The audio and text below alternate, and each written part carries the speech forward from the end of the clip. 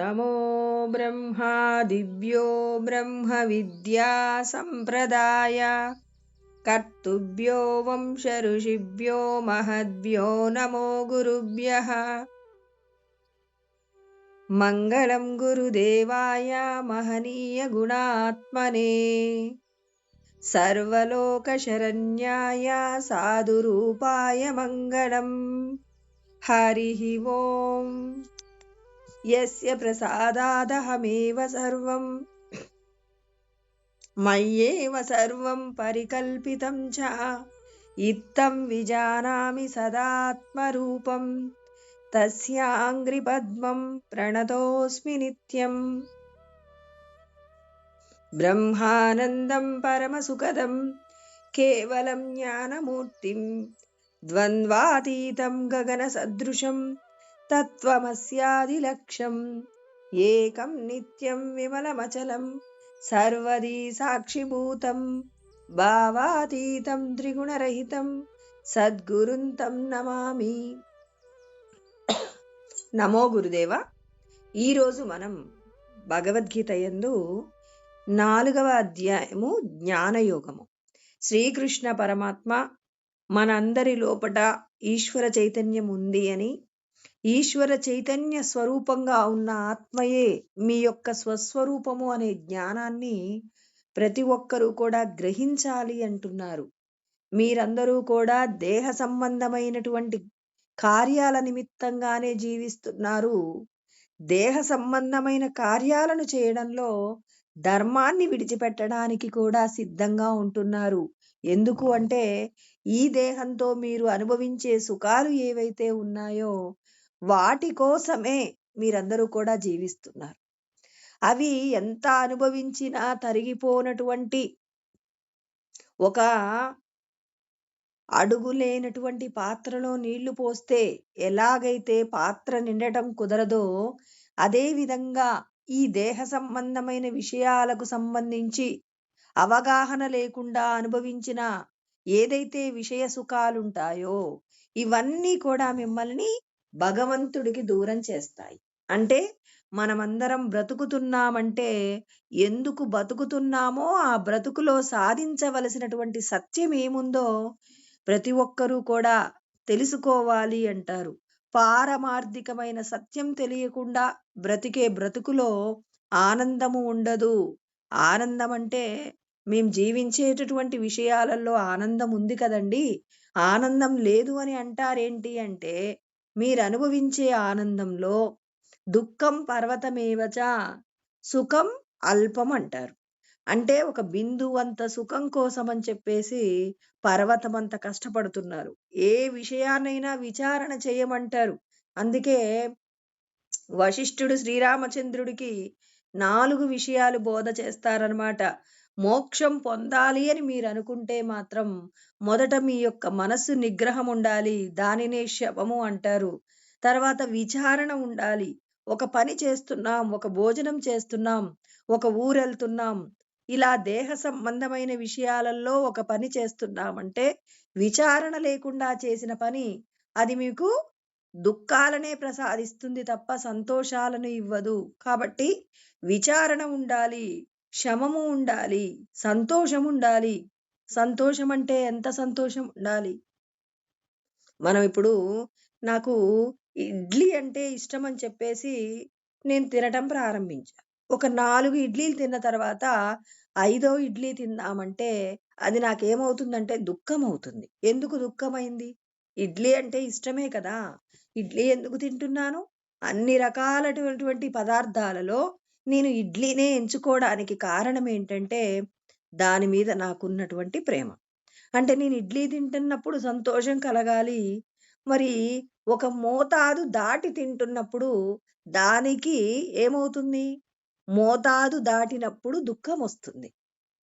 భగవంతుడు అంటున్నారు, ఎంత అనుభవించినా తరిగిపోని ఆనందం వచ్చే వస్తువు కోసమే మీరు ప్రయత్నం చెయ్యాలి. కానీ మరి కొద్దిసేపు ఆనందాన్ని ఇచ్చే వస్తువుల కోసం మీరు కొన్ని కోట్ల జన్మలలో చేసిన పుణ్యం ఉంటే వచ్చినటువంటి ఈ మానవ దేహంతో అనుభవించాల్సింది అల్ప సంతోషం కాదు. అధికమైన సంతోషం పొందడానికి ప్రయత్నం చెయ్యండి అంటారు. అందుకే మన పెద్దవాళ్ళంటారు, కొడితే ఏనుగు కుంభస్థలాన్నే కొట్టాలి అంటారు. అంటే ఒక సింహం దేనికోసం ఆశపడుతుంది? ఏనుగు యొక్క కుంభస్థలం కోసం ఆశపడుతుందండి. కుంభస్థలాన్ని కొట్టి దాని తలలో నుంచి ముత్యాలను ఏరుకొని పాడేస్తుందండి. అంటే తలలో ఏనుగు తలలో ఉన్నటువంటి ఏదైతే పదార్థం ఉంటుందో దానిని అనుభవిస్తుంది. అందులో ముత్యాలుంటాయట. ఆ ముత్యాలను విసిరివేస్తూ ఉండడం తనకి సంతోషమట. అంటే మనం అనుభవించే సుఖం ఎలా ఉండాలి? ఎంత అనుభవించినా తరిగిపోని సుఖం ఈ దేహంతో అంటే మానవ దేహంతో పొందడానికి కుదురుతుందని పరమాత్మ జెప్తున్నారు. 84,00,000 రకాల ఉపాధులలో ఏ ఉపాధికి లేదు. ఇప్పుడు ఒక ఆవుని తీసుకోండి, లేకపోతే ఇంకేదైనా పశువుని తీసుకోండి. కోరుకున్న దానిని తినగలుగుతుందా? తినలేదు. దొరికిన దానితోనే సంతోషంగా ఉండవలసి వస్తుంది. కానీ పరమాత్మ అంటున్నారు, మీరు కోరుకుంటే ఎంత అనుభవించినా తరిగిపోని ఆనందముంది. ఆ ఆనందం కోసం ప్రయత్నం చేయండి. ఆ ప్రయత్నం కోసం భగవంతుడి యొక్క జ్ఞానాన్ని ఆశ్రయించండి. ఆ భగవంతుడి యొక్క జ్ఞానం ఎక్కడ దొరుకుతుంది? సాధు సంగమంలో దొరుకుతుంది. సత్పురుషుల యొక్క సాంగత్యంలో దొరుకుతుంది. తమ లోపట ఉన్నటువంటి బ్రహ్మమును దర్శనం చేసుకొని, అనుభూతి పొందుతూ ఎప్పుడూ సంతోషంగా ఉండే సత్పురుషులను చేరండి అంటున్నారు. అంటే ఇక్కడ మనకి వశిష్ఠుడు ఎవరిని చేరమంటున్నారు? సత్పురుషుల యొక్క సాంగత్యం అంటే ఒక గురు స్వరూపాన్ని ఆశ్రయించండి అంటున్నారు. ఇక్కడ మనమందరము అర్థం చేసుకోవలసిన విషయాలు ఏమిటి? ఇక్కడ 4 విషయాలు చెప్పారండి. ఏమన్నారు మొదట? మీ మనసు మీ మాట వింటుందా? ఈ విషయాన్ని చూడకు అని చెప్తే నీ మనసు ఒప్పుకుంటుందా? ఇది తినొద్దు అంటే మీ నాలుకను కంట్రోల్ చేయగలుగుతారా? ఈ మాట వినకూడదు అంటే మీరు మీ చెవిని కంట్రోల్ చేయగలుగుతారా? అంటే సత్య వస్తువు కోసం ఏదైనా నిగ్రహించగలిగిన శక్తి మీకుంటే అది శమము అంటారు. అంటే భగవంతుడు ఏది తినమన్నాడో అదే తినాలి. భగవంతుడు ఎలా జీవించమంటారు? సత్యంతో కూడిన జీవనం గడపాలంటారు. ధర్మంతో కూడినటువంటి బ్రతుకు బ్రతకాలంటారు. తర్వాత మనకు తెలిసిన మంచిని 10 మందికి పంచటంలో ఎప్పుడూ సిద్ధంగా ఉండాలి. ఇలా మన మనస్సును గనక మనం భగవంతుడు శాస్త్రమునందు చెప్పబడిన సత్య విషయాల కోసం జీవించడాన్ని గనక మన మనసు అంగీకరిస్తే దానిని శమము అంటారండి. తర్వాత విచారణ చెయ్యండి. ఒక పని చేసేటప్పుడు అది ఎవరికి లాభం కలిగిస్తుంది? మన లోపటున్న జీవుణ్ణి ఉద్ధరించాలి అంటే 10 మందికి చేసే ఉపకారం మన లోపటున్న జీవుణ్ణి ఉద్ధరించుకోగలుగుతాం.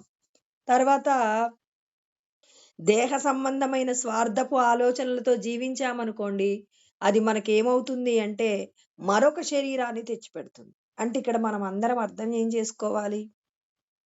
నీవు ఖచ్చితంగా కర్మ చేసి తీరాల్సిందే. కర్మ చేయకుండా తప్పించుకోవడానికి వీల్లేదు అని కృష్ణ పరమాత్మ చెప్పారు. నహి కచ్చిక్షణమపి జాతు తిష్టత్య కర్మకృత్. కార్యతే హవశః కర్మ సర్వః ప్రకృతి జైర్గుణైః అన్నారు. మనకు 3వ అధ్యాయంలో 5వ శ్లోకంలో చెప్పారండి.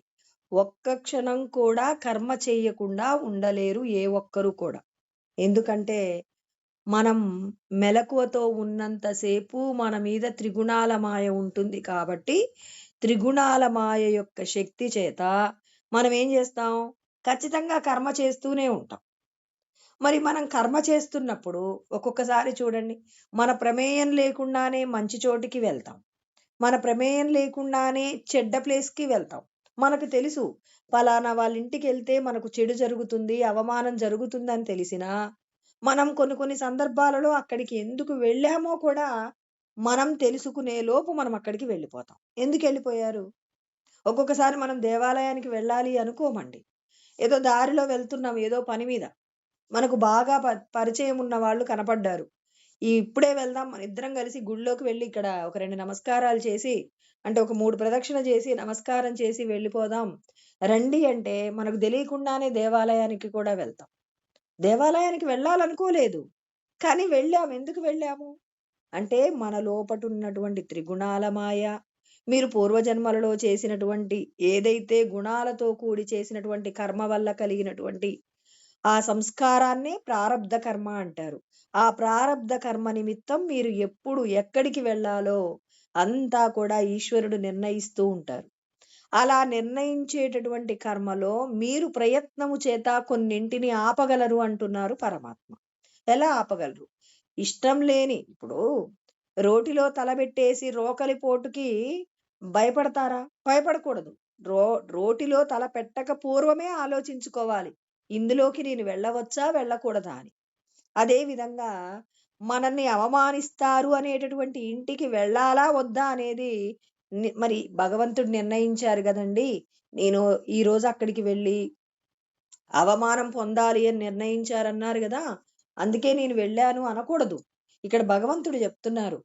మీరు పూర్వజన్మలలో చేసిన ప్రారబ్ధ కర్మ అంటే పూర్వజన్మల్లో చేసిన కర్మ వల్ల వచ్చిన ప్రారబ్ధ కర్మ ఏదైతే ఉందో అది మిమ్మల్ని ఈ రోజున పలానా చోటికి అవమానం పొందాలని నిర్ణయించి ఉంది. ఇప్పుడు దీన్ని నేను ఆపగలనా? ఆపలేనా? అంటే ఈ జన్మ ప్రయత్నం చేత ఆపగలము. ఎలా? భగవంతుడు రక్షిస్తాడా? నేను రోజు భగవంతుడికి పూజ చేస్తానండి. భగవంతుడు నాకు ఈరోజు అవమానం జరగకుండా రక్షించండి అంటే పరమాత్మ కాపాడను అంటారు. అదేంటండి భగవంతుడికి దయ లేదా అంటే నేనేమంటున్నానో అర్థం చేసుకోండి. విచారణ చేయమంటున్నాను. విచారణ లేకుండా అలా ఎందుకు వెళ్తారు? విచారణ చేసుకోండి. అవిచారణ వలన ప్రమాదం జరుగుతుంది. అందుకే విచారణ చెయ్యండి. నేను ఈరోజు వీళ్ళింట్లోకి వెళ్ళబోతున్నాను. ఎవరో నలుగురితో కలిసి వెళ్ళాల్సొచ్చిందండి. వాళ్ళ మాట తీసేసే ప్రయత్నం లేదక్కడ. ఇప్పుడు లోపలికి వెళ్ళిన తర్వాత, ఇప్పుడు అక్కడ మీరేం జేయాలి? మీ పరిస్థితిని మీరు ఎలా సరి చేసుకుంటారు? విచారణ అంటే ఎలా చెయ్యాలి? ఇప్పుడు నేనక్కడికెళ్ళానండి. వాళ్ళు ఖచ్చితంగా నన్ను చూడగానే వాళ్ళకి నన్ను ఏదో ఒక మాటని బాధ పెట్టడం వాళ్ళకలవాటు. వాళ్ళు నాకొక రకంగా శత్రువులనుకోండి. ఇప్పుడు నేనేం చేయగలను? కృష్ణ పరమాత్మ ఏమైనా ఉపాయాలు జెప్పారా? ఖచ్చితంగా చెప్పాడండి. మనందరికీ తాబేలు అనగానే గుర్తొస్తుంది. తాబేలు గురించి చెప్పారు కృష్ణ పరమాత్మ. యదా సంహరతే చాయం కూర్మోంగానీవ సర్వశః ఇంద్రియాణి ఇంద్రియార్థేభ్యః తస్య ప్రజ్ఞా ప్రతిష్ఠిత. ఇంతకంటే చక్కగా ఎవరు చెప్తారండి? పరమాత్మ చెప్తున్నారు. ఆయన సంతానం కాబట్టి ఆయన సంతానానికి కష్టం కలగకుండా ఉండడానికి అనేక రకాల ఉపాయాలు చెప్పారు. ఈ ఉపాయాన్ని గనక మనం ఆచరించామనుకోండి, మనకి అక్కడ జరగవలసిన అవమానంలో 99% తప్పించుకోవచ్చంటున్నారు పరమాత్మ. ఎలా? ఒక తాబేలు ప్రయాణం చేసుకుంటూ వెళ్తున్నప్పుడు దాని దగ్గరికి ఏదైనా ఒక జంతువో, ఒక మనిషో ఎవరో ఒకరు వస్తున్నారనే అలికిడి విన్నారనుకోండి. అలా విన్న వెంటనే తాబేలు ఏం చేస్తుందంటే, తన శరీరంలో ఉన్న అవయవాలన్నీ కూడా లోపలికి ముడుచుకుంటుందండి. అలా లోపలికి ముడుచుకోగానే రాయిలాగా మారిపోతుంది. అక్కడికి ఏదైనా ఒక కుక్క లాంటిది వెళ్ళినా, ఇప్పుడు ఇది నాకు ఆహారము అని చెప్పేసి తినటానికి ఆస్కారం లేదు. చూడడానికి ఎలా కనపడుతుంది? ఒక రాయిలాగా ఉంది. ఎవరైనా ఒక మనిషి దాన్ని తీసుకువెళ్ళాలి అనుకున్న రాయెందుకు? రాయిని తీసుకెళ్ళలేరు. అదే ఒక తాబేలు అన్నప్పుడు దాన్ని తీసుకువెళ్ళే ప్రమాదం ఉంటుంది. అందుకని ఇప్పుడు తాబేలు ఏం చేసింది? తనను తాను రక్షించుకునే ప్రయత్నం చేసిందా లేదా? ఏమో భగవంతుడు నిర్ణయిస్తే నన్ను తీసుకెళ్తారు అని చెప్పేసి మరి తాబేలు అలా ఉంటుందా? ఉండదు. తాబేలుకున్న జాగ్రత్త కూడా మీకు లేదా అంటాడు పరమాత్మ. మీరు కూడా ఇది వెళ్ళకూడనటువంటి ప్రదేశము. కానీ వెళ్ళవలసి వచ్చింది. ఇప్పుడు నేనెలా తప్పించుకోవాలి? ఎలా తప్పించుకుంటాను? ఆలోచన చెయ్యాలి. భగవంతుడేమన్నాడు? అది తాబేలు ఎలా అయితే తన అవయవాలను లోపలికి ముడుచుకుందో, మనం కూడా అక్కడ మాట్లాడేటటువంటి మాటల చేత మనం ప్రభావితం పొందకుండా మనమేం చేయాలి? అవతలి వాళ్ళు మనల్ని అవమానిస్తారు అన్న వారి ఇంటికి వెళ్ళినప్పటికీ కూడా, మనం అక్కడ వాళ్ళు మనకి ఏదైనా పెట్టనివ్వండి, ఏదైనా మాట్లాడనివ్వండి. వాటి చేత ఇప్పుడు ఒక టీ ఇచ్చారండి. అందరికీ కూడా కాస్త పంచదార సరిపోనిచ్చారు. మీకు మాత్రమే మీరంటే ఇష్టం లేదు. టీలో కాస్త పంచదార తక్కువేసి ఇవ్వడమో, ఎక్కువేసి ఇవ్వడమో చెయ్యారు. ఇది చేశారు. అప్పుడు మీరేం జేస్తారు? మీకిష్టమైతే తాగండి. లేకపోతే నెమ్మదిగా అక్కడ పెట్టేయండి. కానీ మాట్లాడకండి. అక్కడ వాళ్ళు ఏదైనా మీకు తగిలొచ్చేలాగా 2 ఘాటైన మాటలు మాట్లాడతారు. అలా మాట్లాడినప్పుడు మీరు స్పందించకుండా మీకు తాబేలు గుర్తొచ్చిందనుకోండి. తాబేలు ఎలాగైతే తనకు ప్రమాదం ఉంది అనుకున్నంత సేపు తన అవయవాలను ముడుచుకొని జాగ్రత్తగా ఎలా ఉందో, అలా మనం కూడా మాట్లాడగలిగినప్పటికీ మూగవాళ్ళుగా ఉండాలి. చెవిలి ద్వారా శబ్దం వినగలిగిన శక్తి ఉన్నప్పటికీ చెవిటివాడిలాగా ఉండాలి. ఇష్టం లేని వాళ్ళ మనుషులను చూస్తున్నప్పుడు కళ్ళున్నప్పటికీ కళ్ళు లేని వాళ్ళలాగా మనం ఉండగలిగితే మీరు ప్రమాదంలో నుంచి బయటపడవచ్చు. మీకిప్పుడు 100% మీరు బయటికెళ్ళగానే మీరు ఎంతో బాధపడవలసిన సందర్భం నుంచి మిమ్మల్ని మీరు రక్షించుకోవడానికి భగవంతుడు చెప్పిన ఎంత గొప్ప మార్గమో చూడండి. అంటే మనం ఆచరిస్తేనే విచారణ అండి. విచారణ లేకుండా ఏదైనా సాధ్యమవుతుందా? అందుకే ఇక్కడ వశిష్ఠుడు చెప్తున్నారు.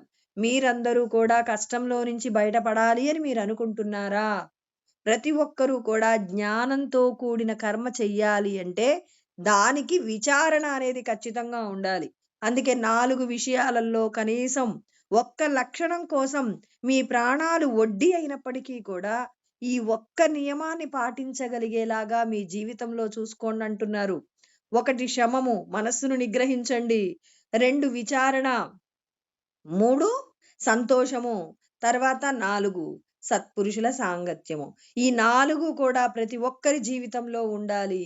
ఈ 4గింటిని పట్టుకోలేకపోయినా కనీసం ఒక్కదాని కోసమైనా ప్రయత్నం చెయ్యండి. అడుగుతా ఉంది. ఇది మీరు నెంబర్ పెట్టడానికని దీంతో చేశా, లేదా నేనే.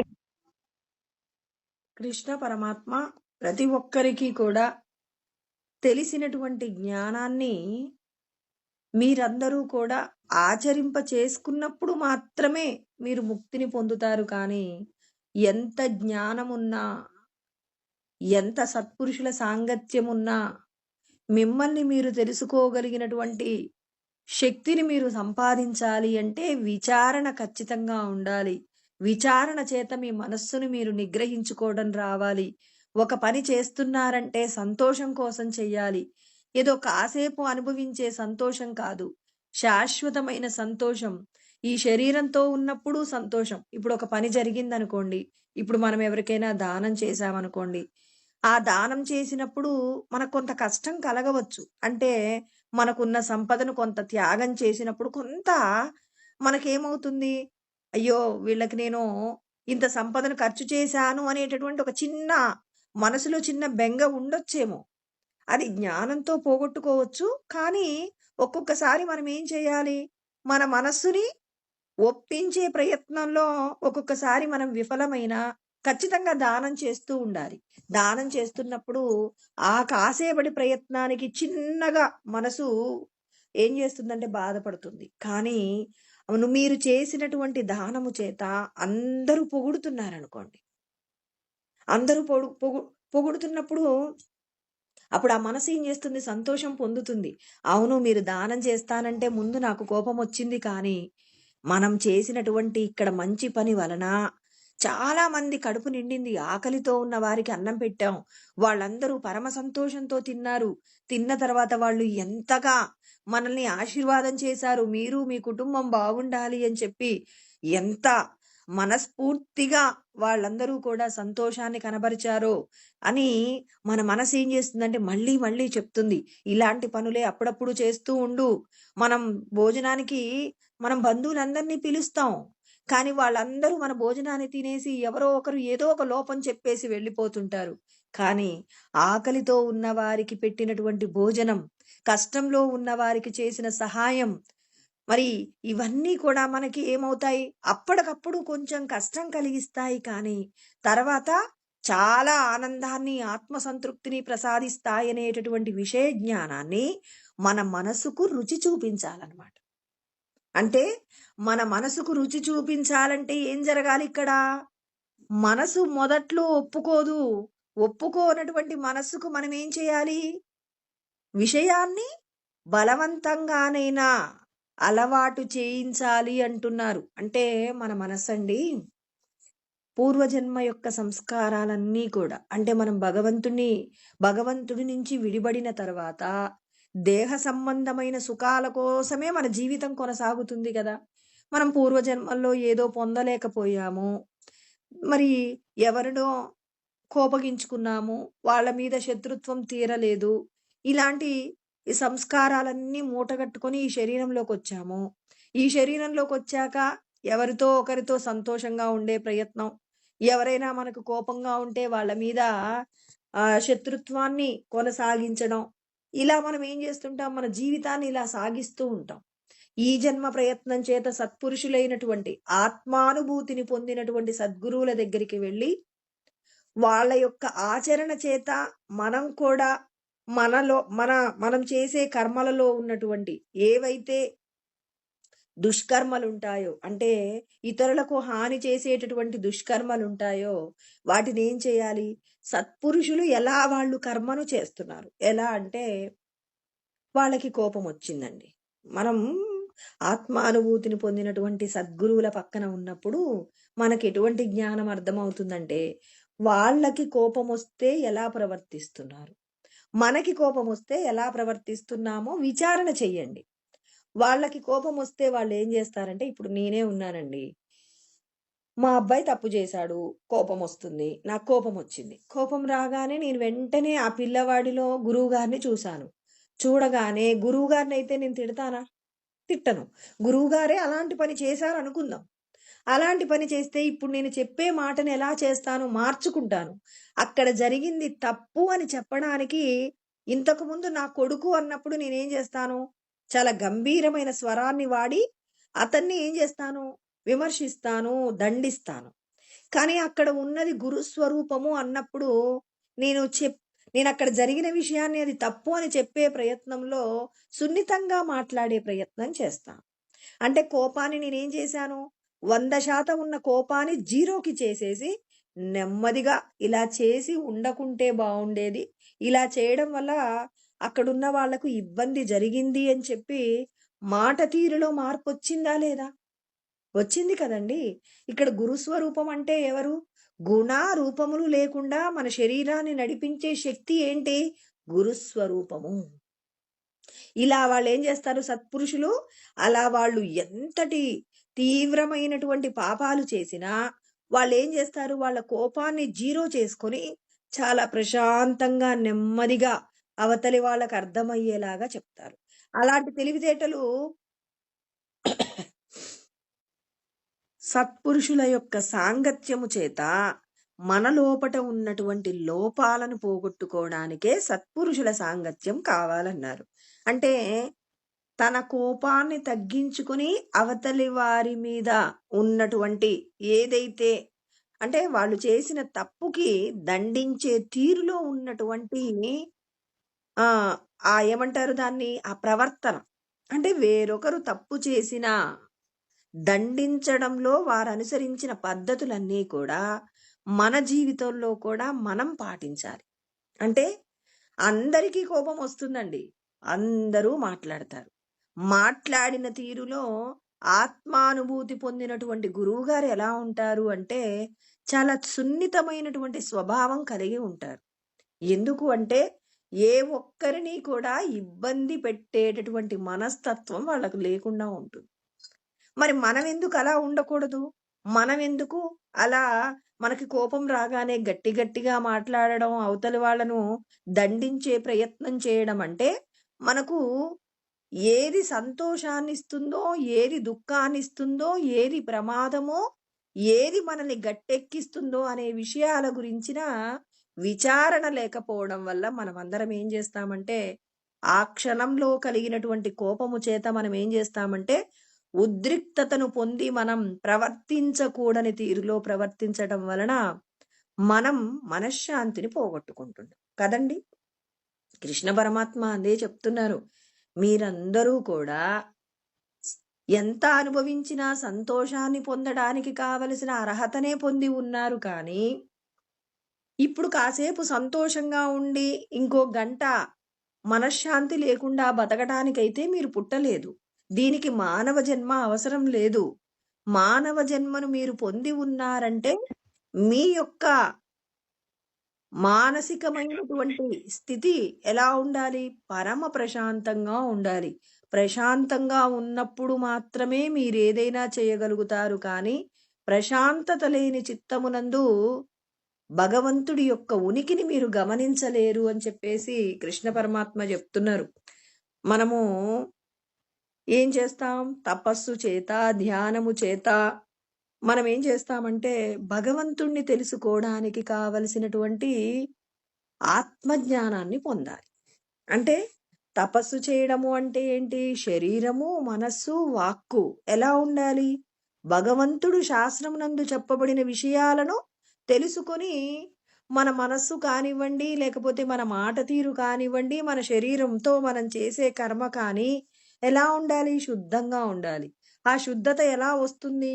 పరిగెత్తేటటువంటి మనస్సుకు కళ్ళెం వేయాలి అంటే మనసు యొక్క పరిస్థితి గురించి అంచనా వేయాలి. ఎలా అంచనా వేస్తాం మరి మనం?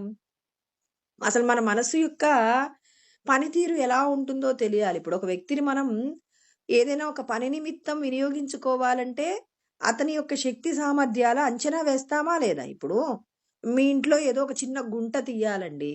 గుంట తీయాలి అంటే అక్కడ ఒక వ్యక్తి మనం ఒక చోటకి వెళ్ళామనమాట. మనుషులందరూ అంటే మీరు పని చేయించుకోవడానికి కావలసిన కార్మికులు దొరికే ప్రదేశం ఒక చోట ఉంటుంది. అక్కడికి వెళ్ళి మీరు మీ ఇంటిలో ఉన్న పని చేయించుకోవడానికి ఎలాంటి వ్యక్తిని ఎంచుకుంటారు? చాలా బలహీనంగా ఉన్న వ్యక్తిని ఎంచుకుంటారా?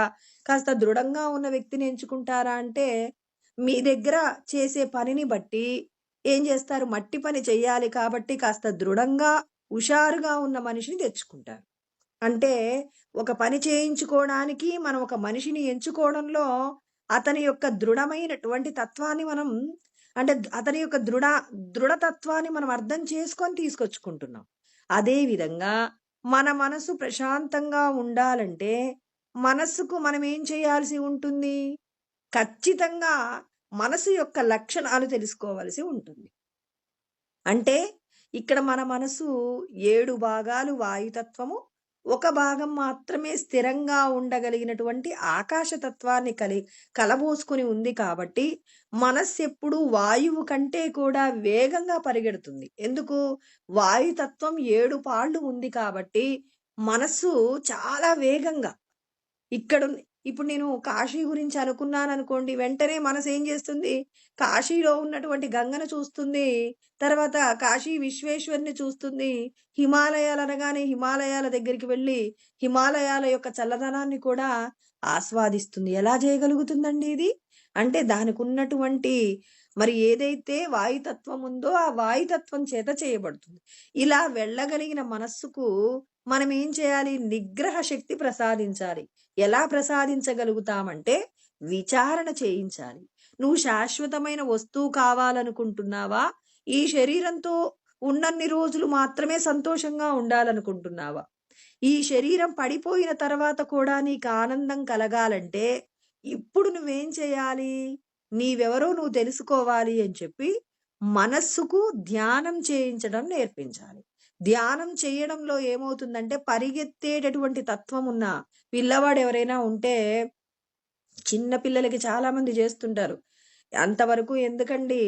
మరి మన యశోదమ్మ కూడా కృష్ణయ్యని రోలుకు కట్టేసినట్టు చాలా మంది ఇండ్లల్లో చిన్నపిల్లల్ని పట్టుకోలేక కట్టేస్తారు. అలా కట్టేసే పిల్లలు చాలా అరుదుగా ఉంటారు కానీ ఖచ్చితంగా జరుగుతుంది. అంటే ఎవరి మనస్సైతే ఒక మాటను చెప్తే వినకుండా పరిగెడుతుందో, ఇప్పుడు చాలా మంది చూడండి, ఒక మాట మాట్లాడేస్తారు. అయ్యో నేను ఇలా మాట్లాడేశానని చెప్పేసి చాలా బాధపడతారు. అన్న తర్వాత బాధపడి మాత్రం ఏం లాభమండి? బాధపడవలసిన వాళ్ళు బాధపడ్డాక మీరు ఎంతగా బాధపడినా ప్రయోజనం ఉండదు. కాబట్టి ఇక్కడ మనం ఏం తెలుసుకుంటున్నాం? జాగ్రత్తగా ఉండడాన్ని మనమందరము కూడా నేర్చుకుంటాం. అంటే నెమ్మదిగా మనసుకి ఏం చేయాలి?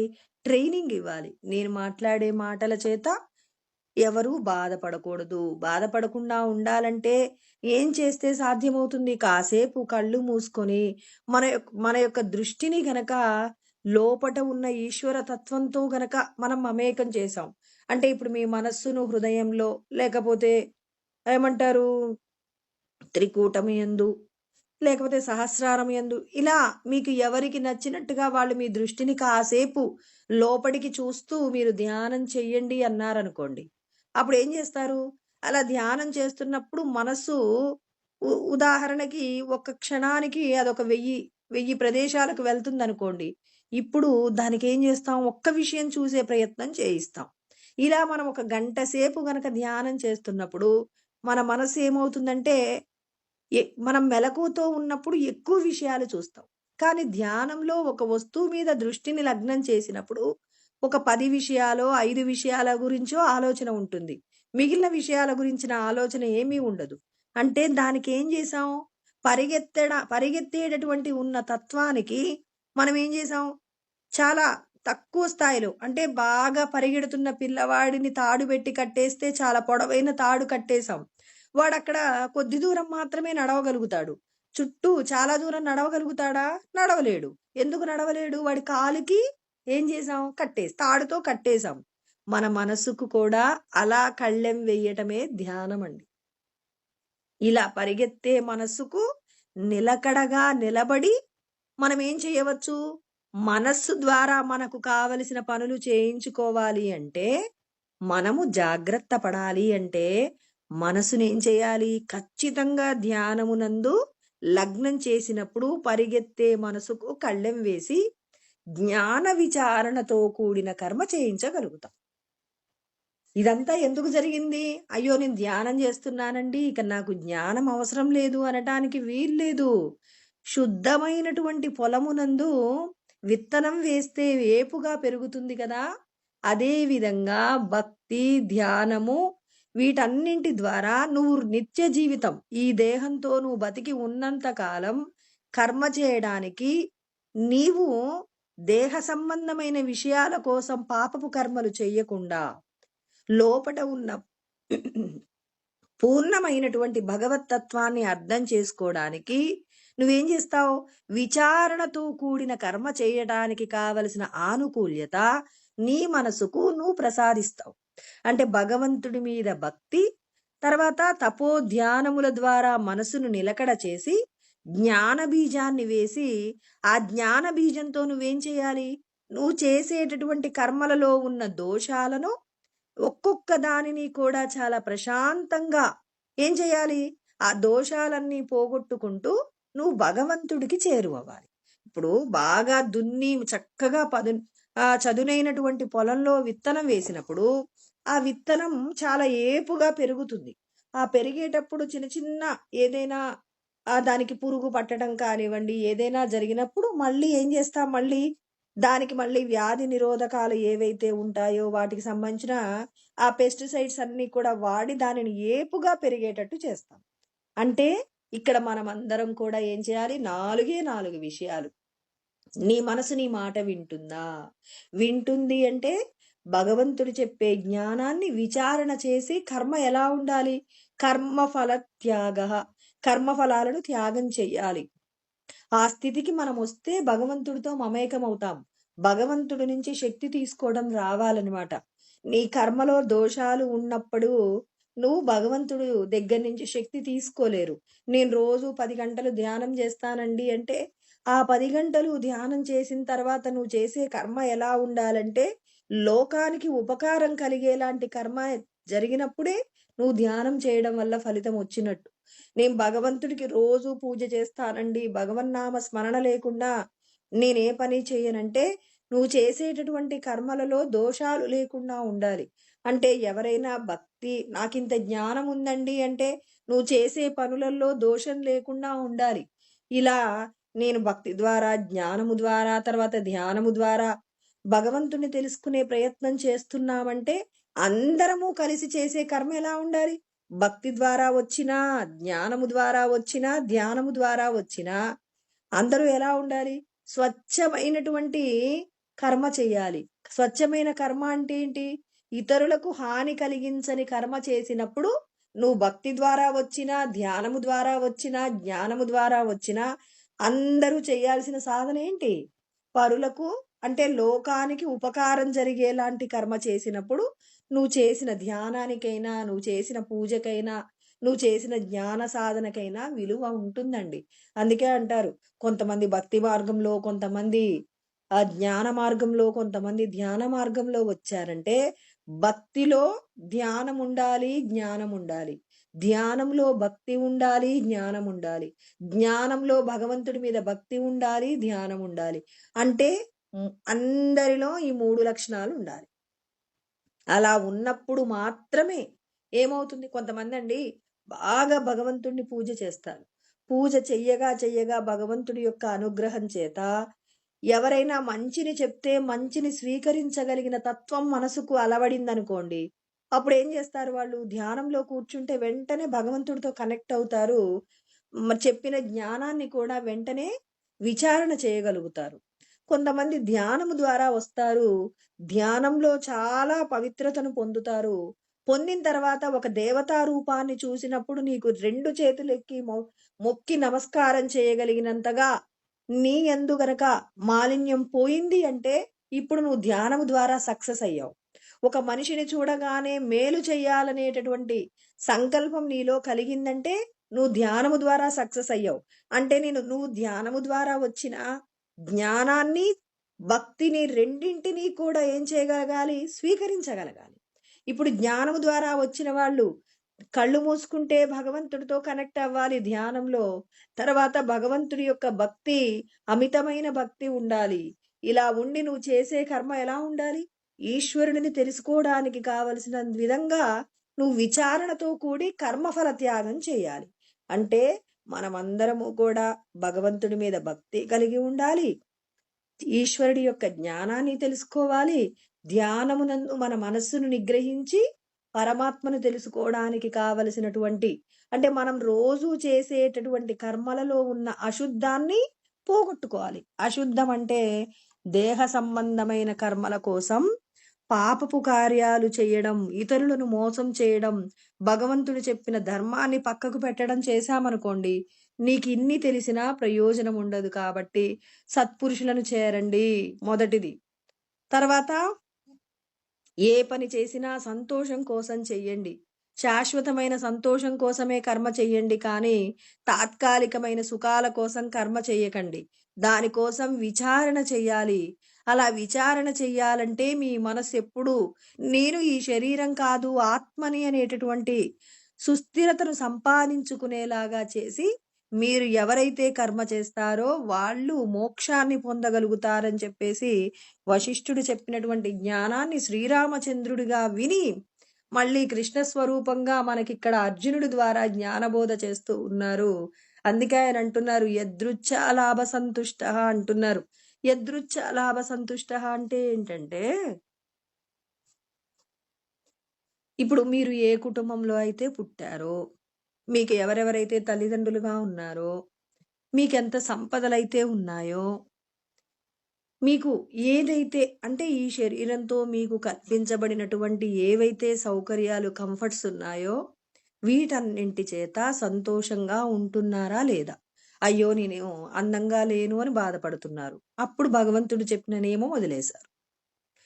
నా తల్లిదండ్రులు వీళ్ళు కాకుండా పలానా వాళ్ళైతే బాగుండు అనుకుంటున్నారు. అప్పుడు భగవంతుడి నిర్ణయాన్ని మీరు ధిక్కరించారు. ఇప్పుడు మీకు చదువు సరిగా రాలేదు, లేకపోతే ఒక పెద్ద ఉద్యోగంలో ఉన్నారు. ఇప్పుడు ఇంతకంటే గొప్పగా ఉంటే బాగుండు అని మీరు అనుకుంటున్నారు. అంటే మీకు ఏదైతే దొరికిందో దొరికిన దానితో సంతోషంగా లేరు అంటే అది భగవంతుడి యొక్క ధిక్కారణ కింద మిమ్మల్ని పరమాత్మ చూస్తారు. ఇక్కడ పరమాత్మ అదే చెప్తున్నారు. మీరందరూ నిజంగా భగవంతుణ్ణి తెలుసుకోవాలనుకుంటున్నారా? తెలుసుకోవాలి అనుకుంటే మీకున్న విషయాలలో ఎందుకు మీరు అసహనంగా ఉన్నారు? మీరెందుకు సంతోషంగా లేరు? సంతోషం ఉన్నప్పుడు మాత్రమే భగవంతుడి యొక్క శక్తిని మనం పొందగలుగుతాం. అందుకే కృష్ణ పరమాత్మ చెప్తున్నారు యదృచ్ఛా లాభ సంతుష్ట అంటున్నారు. ఉన్న దానితో సంతోషంగా ఉండండి. అప్రయత్నంగా వచ్చినటువంటిది ఏదైనా, మీరు ఈ కుటుంబంలో పుట్టాలని మీరు అనుకున్నారా? ఇది మీ ప్రయత్నం లేకుండానే వచ్చింది. మీకు కలిగినటువంటి ఏదైతే సుఖ దుఃఖాలున్నాయో అవన్నీ కూడా మీరు కోరకుండా వచ్చినవే. కాబట్టి వాటి చేత ముందు సంతోషంగా ఉండడం నేర్చుకోండి. ఈశ్వరుడు అదే చెప్తున్నారు. నేనిచ్చిన దాంతో సంతోషంగా ఉంటే అప్పుడు మీకు ఇంకా ఏమి ఇవ్వాలో నేను ఆలోచిస్తాను. నేనిచ్చిన దాంతో ఎప్పుడూ సంతోషంగా ఉండరు. గుడికెళ్తారు. వెళ్ళి ఏం చేస్తారు? భగవంతుడా నాకది లేదండి, ఇది లేదండి అంటారు కానీ, ఈశ్వరా నేను కోరకుండా మీరు నాకెన్నిచ్చారు స్వామి, ఇంతకంటే నాకేం కావాలి అని చెప్పి ఈశ్వరుడికి కృతజ్ఞతలు చెప్పగలిగిన వాళ్ళు ఎంతమందున్నారు? నాకు శాస్త్రం తెలుసు అంటే, నేను నాకున్న దానితో నేను సంతోషంగా ఉండాలి. ఎందుకు? భగవంతుడు మనం పూర్వజన్మలలో చేసిన కర్మల ఫలితంగానే ఈశ్వరుడు నేను కోరకుండానే ఇచ్చినవి. ఇప్పుడు చూడండి, ఒక అమ్మాయికి ఒక అబ్బాయిని వివాహం చేయాలంటే మనం ఊహించగలుగుతామా?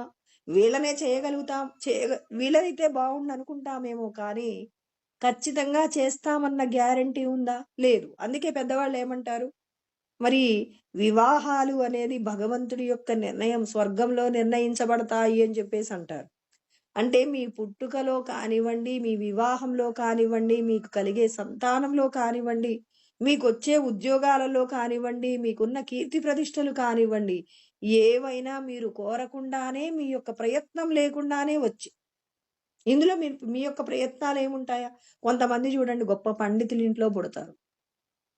ఆ తల్లిదండ్రుల యొక్క కీర్తి ప్రతిష్టలన్నీ పిల్లలకు కూడా ఏం చేస్తారు? పలానా వాళ్ళ పిల్ల, పలానా రామయ్య గారి పిల్లలు అన్నారంటే ఆ పిల్లలకు కూడా మంచి ఉచితాసనం అందించబడుతుంది. ఎంతో గౌరవ ప్రతిష్టలతో వాళ్ళని ఆదరించడం జరుగుతుంది. కొంతమంది చూడండి, వాళ్ళ యొక్క గుణము గొప్పదైనా తల్లిదండ్రులు గొప్పవాళ్ళు కాదనుకోండి, వాళ్ళు దుర్మార్గమైన పనులు చేశారనుకోండి, అమ్మో పలానా వాడి పిల్లలంట కాస్త దూరంగా ఉండండిరా అని పిల్లలకి కూడా చెప్పిస్తారు. ఎందుకు చెప్తున్నారు?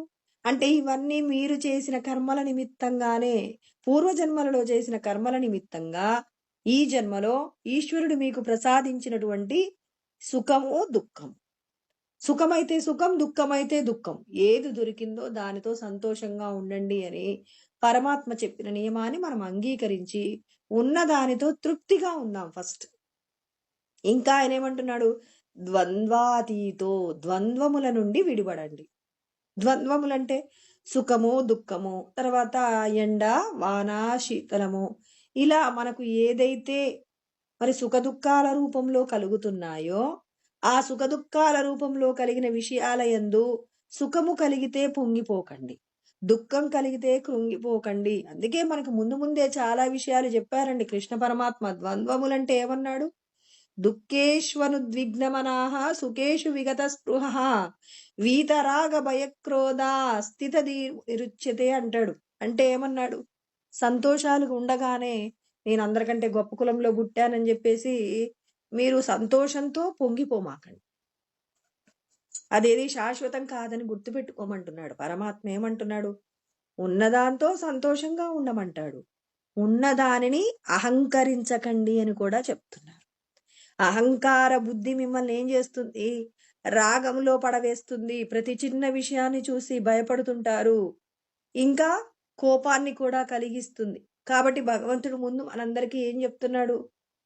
సుఖ దుఃఖములనేటటువంటి ద్వంద్వముల నుండి విడిపడాలి అంటే ముందు మీకున్న దానితో సంతోషంగా ఉండండి. ఇది లేదు అన్నప్పుడు బాధ కలుగుతుందండి. ఎందుకు కలుగుతుంది? నాకిది లేదు, ఉంటే బాగుండు అనుకున్నప్పుడు నేను ఒక ఎదురు చూపుకు లోనవ్వాలి. ఏదైతే ఇచ్చారో ఇచ్చిన దానితో తృప్తిగా ఉండటం పరమాత్మ నేర్పిస్తే దానిని ఎవరైతే ఆచరిస్తారో వాళ్ళు ద్వంద్వముల నుండి విడిపడతారు. భగవంతుడు ఏదైనా ఒక పద్ధతి ప్రకారమే చెప్తారండి. ద్వంద్వముల నుండి విడిపడాలి అంటే ముందు మనందరికీ ఏం చెప్పాడు ఉపాయం? ఉన్న దానితో తృప్తిగా ఉండండి. తృప్తి లేని వాడికే కదండి అయ్యో నాకు ఇదుంటే సంతోషంగా ఉండేవాడిని, ఇది లేకపోవడం వల్లే నేను ఇవాళ విచారంగా ఉన్నానని అనుకుంటున్నాం. అందుకే భగవంతుడికి తెలుసండి. మరి ముందే ద్వంద్వాతీతో యదృచ్ఛా లాభ సంతుష్టో అనే పదం ఎందుకు చెప్పలేదు? ఒక పదాన్ని సమకూర్చడంలో కూడా ఈశ్వరుడు ఎంతగా ఆలోచిస్తారో మనం ప్రతి శ్లోకాన్ని విచారణ చేస్తే అర్థమవుతుంది. ఇక్కడ చూడండి ఆయన ఏమన్నారు? నేను ముందు కాదండి ఇది వెనక పెడతాను. ఏంటంట అంటే ఎందుకు కుదరదంటే యదృచ్ఛా లాభ సంతుష్ట అన్నారు. దొరికిన దానితో సంతోషంగా ఉండండి అంటున్నారు. సంతోషంగా ఉన్నప్పుడు ఇంక నీకు ఏ విషయం వల్ల సుఖమో ఏ విషయం వల్ల దుఃఖం, ఇది సుఖమండి, ఇది దుఃఖమండి అని ఎలా నిర్ణయించగలుగుతావు? ఈశ్వరుడి యొక్క నిర్ణయం మేరకే నా జీవనం ఉంది కానీ, నా సొంతంగా నేను ఆలోచించడానికి ఏమీ లేదన్నప్పుడు, ఇక నీకు సుఖదుఖాలు ఎందుకుంటాయి? అంటే నువ్వు ద్వంద్వముల నుండి విడిపడుతున్నావు. ఇంకొక మాట ఏం చెప్పాడో చూడండి, అదే పద్ధతిలో చూడండి. విమత్సరః అన్నాడు. మాత్సర్యం లేకుండా ఉండాలి. మాత్సర్యం అంటే అసూయ. అసూయ ఎందుకుంటుంది? నేను పూర్వజన్మలలో చేసిన కర్మల నిమిత్తంగా ఈశ్వరుడు నాకు ఈ శరీరాన్ని, ఈ తల్లిదండ్రుల్ని, ఈ సంపదను, ఈ ఊరిని, ఈ బంధువర్గాన్ని ఇచ్చారు. నేను చేసిన కర్మల నిమిత్తం. ఇప్పుడు కొంతమంది జీవితాలలో కొంతమంది బంధువులండి చాలా దుర్మార్గులుంటారు. అప్పటి వరకు ఎందుకండి, కృష్ణ పరమాత్మని తీసుకుందాం, మన జీవితాలు వద్దులేండి. కృష్ణ పరమాత్మకి మరి అందరికీ తెలుసు, దుశ్శాసనుడు ఉన్నాడు, వాళ్ళ మేనత్త గారి కొడుకు.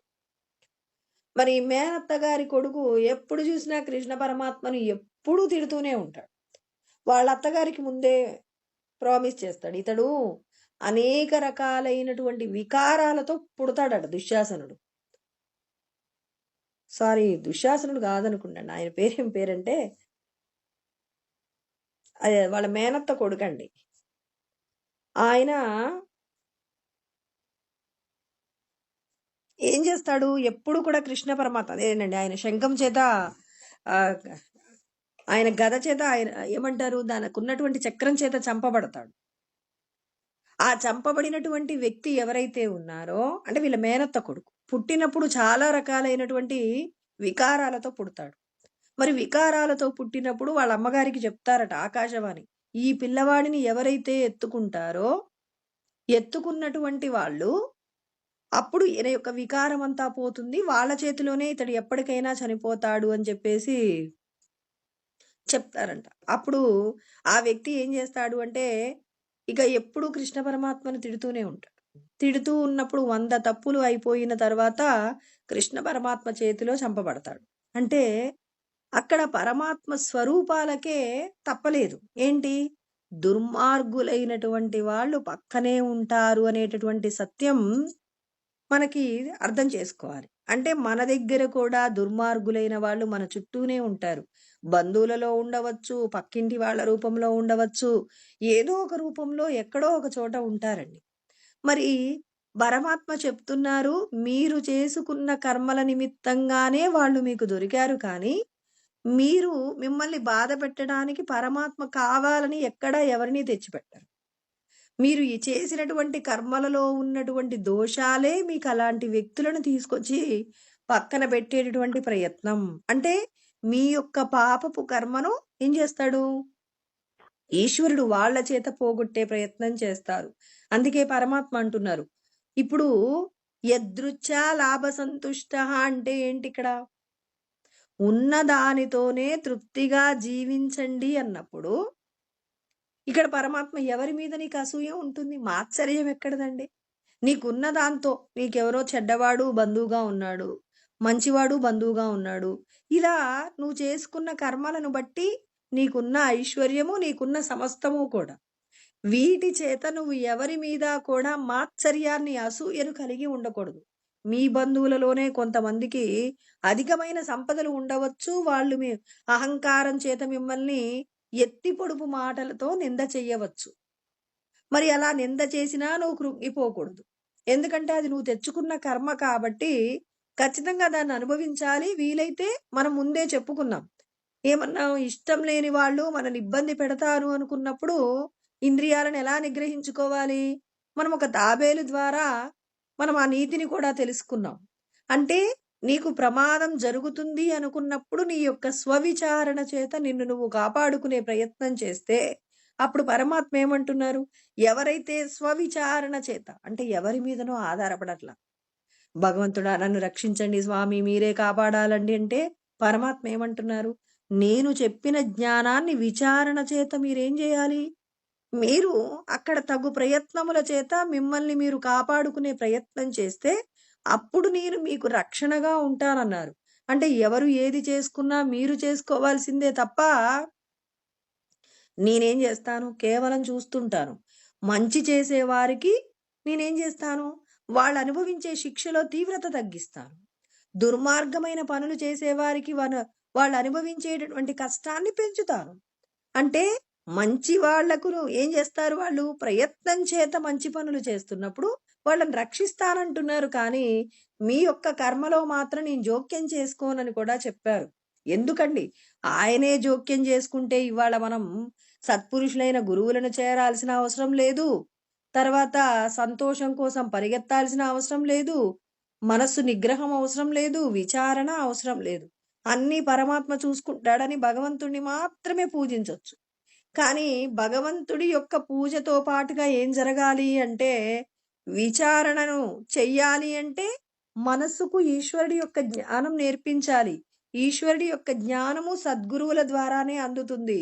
సద్గురువుల ద్వారా అందేటటువంటి జ్ఞానాన్ని మన మనసుకు నేర్పించి, మనస్సును నిగ్రహించి, తర్వాత ఆ మనసు ఎప్పుడూ సంతోషాన్ని పొందడం కోసమని చెప్పి విచారణతో కూడిన కర్మ చేసినప్పుడు మనం ఏం చేస్తాం? ఉన్నదానితో తృప్తిగా ఉండే ప్రయత్నం చేస్తున్నప్పుడు నీకు రాబోయేటటువంటి సుఖదుఖాల నుండి భగవంతుడు ఏం చేస్తాడు? మీ యొక్క సుఖాల నుండి మీరు పాపములు చేయకుండా, దుఃఖముల ద్వారా కృంగిపోకుండా, ఈశ్వరుడి యొక్క రక్షణ మీకుండి మీరందరూ కూడా ఎలా ఉండగలుగుతారు? మాత్సర్యం లేకుండా రక్షిస్తాడు. అంటే భగవంతుడు పైన తాను మీకు కల్పించవలసిన రక్షణ కల్పిస్తాడు. కానీ ముందు చెయ్యవలసిన కర్మలలో శుద్ధత మాత్రం మీరే సంపాదించుకోవాలని కృష్ణ పరమాత్మ నేర్పిస్తున్నాడు.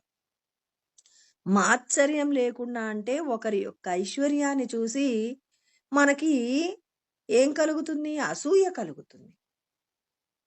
ఇప్పుడు మనం దాన్ని ఎలా పోగొట్టుకోవాలి? పూర్వజన్మలలో చేసినటువంటి పుణ్యకార్యాల నిమిత్తంగా భగవంతుడు ఏం చేస్తాడు అనంటే, వాళ్ళకి అలాంటి ఐశ్వర్యం ఇచ్చారు. బాగా గొప్పగా జీవించగలిగినటువంటి వైభవాన్ని ప్రసాదించారు.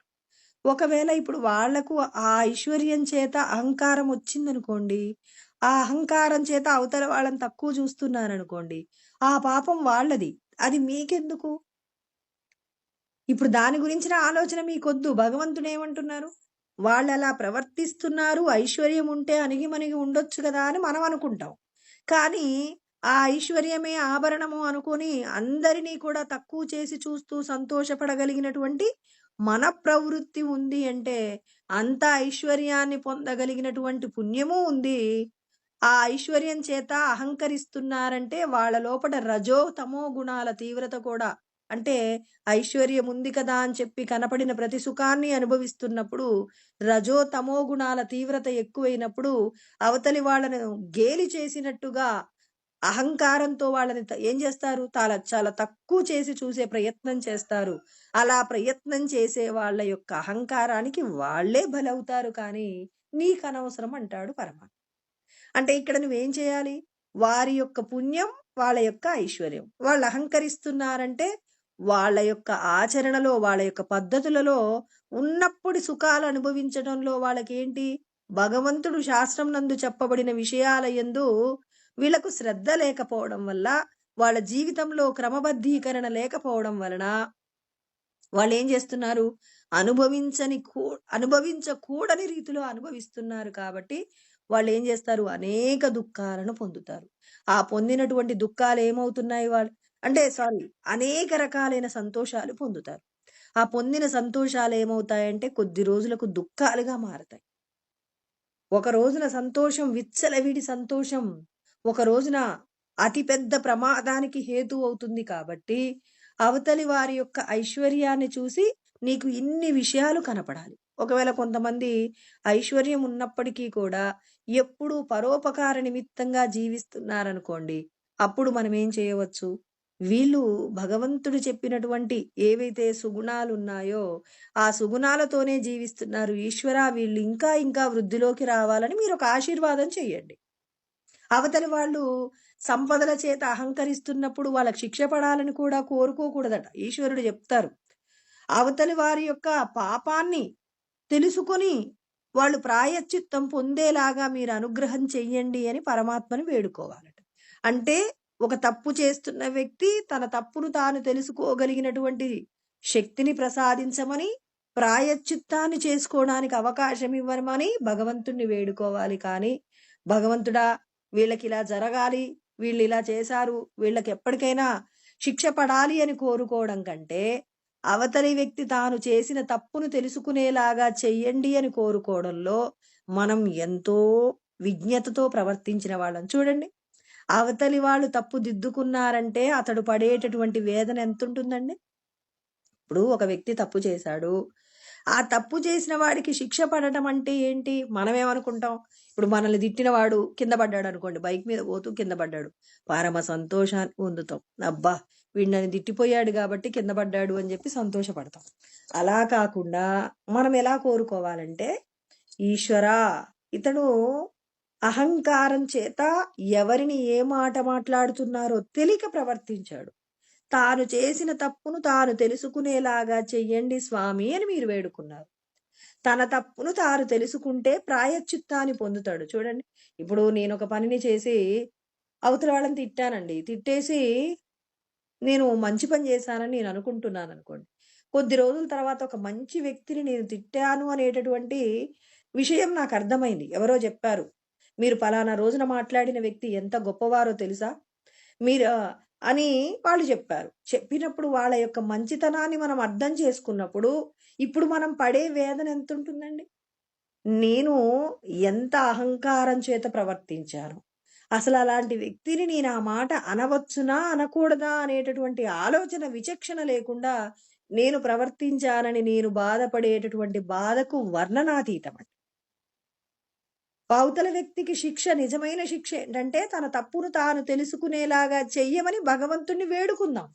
ఇప్పుడు చూడండి, అలా చేయడం వల్ల అవతల వ్యక్తి తప్పును తెలుసుకుంటాడు, ప్రాయశ్చిత్తం పొందుతాడు. తను ఇంకొకసారి తప్పు చేయకుండా తనను తాను దిద్దుకుంటాడు.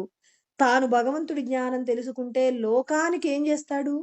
మంచి పనులు చేస్తాడండి. తన వల్ల వేరొకరు ఇబ్బంది పడకుండా మనం వారి కోసం చేసిన ప్రార్థన ఏమవుతుంది? అవతలి వ్యక్తి తన తప్పును తాను తెలుసుకుని ప్రాయశ్చిత్తం పొందేలాగా చెయ్యండి అని వేడుకుందాం ఇప్పటి నుంచి. అంటే అదేనండి క్షమించడం అంటే. అవతలి వ్యక్తికి శిక్ష పడాలి అని కోరుకోవడం కంటే తన తప్పును తాను తెలుసుకునేలాగా చెయ్యండి అని భగవంతుణ్ణి వేడుకున్నప్పుడు నీకు నీ లోపల కలిగిన గుణం క్షమ.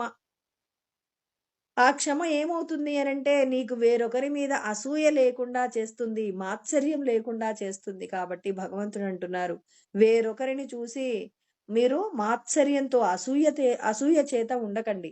మీరు పూర్వజన్మలలో చేసినటువంటి ఏదైతే దోషములతో కూడిన కర్మ ఉందో ఆ కర్మయే మీ యొక్క శక్తిహీనతకు, మీ సంపదల యొక్క లేమికి, మీ యొక్క కష్టాలకు కారణం. ఇప్పుడు మీరు ఈ జన్మ ప్రయత్నం చేత ఏం చెయ్యవచ్చు అంటే, అవతలి వారి యొక్క తప్పులను మన్నించి, అవతలి వారి యొక్క శ్రేయస్సును చూసి అసూయ పడకుండా, ఎవరైతే ధర్మకార్యాలు చేస్తున్నారో వాళ్ళు ఇంకా ఇంకా ధర్మకార్యాలు చేయాలని వేడుకోవడం, ఎవరైనా సంపదల యొక్క ఆధిక్యత చేత ఎవరినైనా ఇబ్బంది పడుతున్నప్పుడు వాళ్లకు భగవంతుడా వీళ్లను వాళ్ళ తప్పును వాళ్ళు తెలుసుకొని వాళ్ళ తప్పును వాళ్ళు దిద్దుకునేలాగా మీరే చెయ్యండి అని మనం ఏం చేయాలి? భగవంతుణ్ణి వేడుకున్నప్పుడు మనం ఏమవుతాం అంటే సమహ సిద్ధావ సిద్ధౌచ.